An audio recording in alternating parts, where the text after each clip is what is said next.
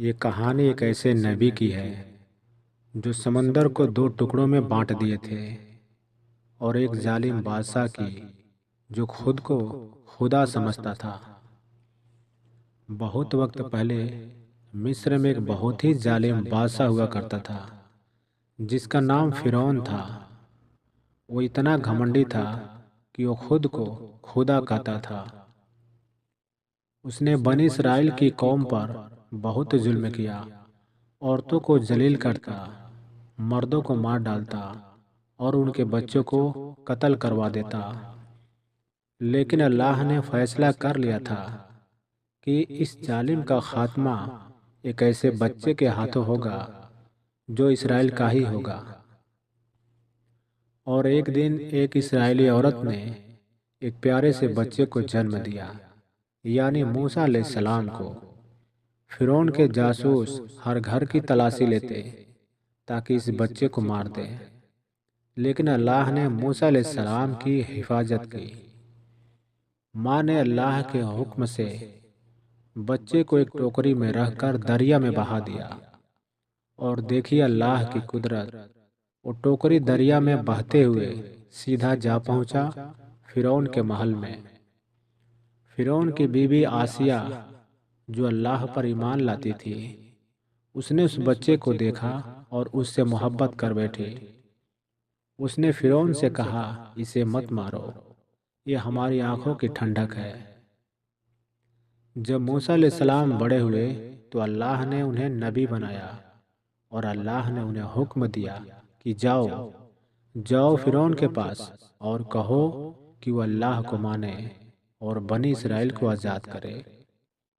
موسیٰ علیہ السلام اپنے بھائی ہارون علیہ السلام کے ساتھ فرعون کے پاس گئے اور کہا، میں اللہ کا رسول ہوں، اللہ کو مانو اور بنی اسرائیل کو آزاد کر دو۔ لیکن فرعون نے صاف انکار کیا اور کہا، میں ہی خدا ہوں، اگر تم سچے ہو تو کوئی نشانی دکھاؤ۔ تب موسیٰ علیہ السلام نے اپنی عصا لاٹھی زمین پر پھینکا اور وہ ایک بڑا سا اجگر بن گیا۔ فرعون کے جادوگروں کو بلایا گیا، لیکن جب انہوں نے موسیٰ علیہ السلام کا معجزہ دیکھا، وہ سمجھ گئے کہ یہ کوئی جادو نہیں بلکہ اللہ کا کرشمہ ہے۔ سب جادوگروں نے سجدے میں گر پڑے اور بولے، ہم موسیٰ اور ہارون کے رب پر ایمان لائے۔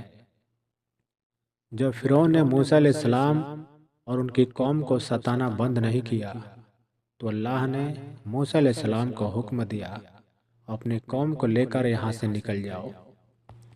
رات کے وقت موسیٰ علیہ السلام بنی اسرائیل کے قوم کو لے کر مصر سے نکل پڑے۔ جب یہ بات فرعون کو پتہ چلی تو فرعون اپنے لشکر کے ساتھ ان کا پیچھا کرنے لگا۔ آگے سمندر تھا اور پیچھے فرعون کا لشکر۔ سب لوگ ڈر گئے، کہنے لگے، ہم پکڑے گئے۔ لیکن موسیٰ علیہ السلام نے کہا، گھبراؤ نہیں، میرا رب میرے ساتھ ہے، وہ مجھے راستہ دکھائے گا۔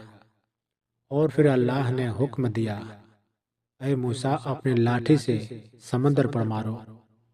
انہوں نے اپنا عصا پانی پر مارا اور اللہ نے سمندر کو دو حصوں میں بانٹ دیا۔ بیچ میں سوکھی راستہ بن گئی اور موسیٰ علیہ السلام اپنی قوم کے ساتھ سمندر پار نکل گئے۔ جب فرعون نے اسی راستے پر چڑھائی کی تو سمندر پھر سے جڑ گیا اور فرعون اور اس کی فوج ہمیشہ کے لیے ڈوب گئی۔